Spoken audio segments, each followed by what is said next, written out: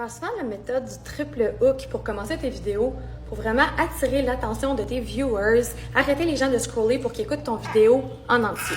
Sérieusement, en 2023, la durée d'attention des gens est vraiment plus courte que jamais. Fait que si tu veux avoir du succès en ligne, il faut vraiment que tu deviennes un master d'attirer l'attention des gens. Dans la méthode du triple hook que je vous parle souvent, c'est vraiment d'avoir un hook oral, donc dans le fond, dans les paroles que tu dis, avoir un hook puissant, va vraiment venir piquer la curiosité. Ensuite, il y a un hook qui est visuel. Moi, je vous conseille toujours d'ajouter du texte à l'écran pour ajouter une autre couche.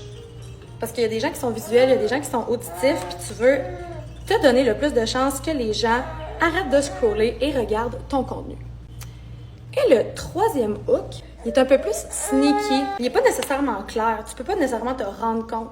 Fait que dans le fond, c'est le hook visuel, mais par rapport à quelque chose qui se passe dans ton écran, par rapport à avoir un beau fond d'écran qui attire l'œil visuellement. C'est un hook qui est presque subliminal. J'ai fait un au début de cette vidéo-là.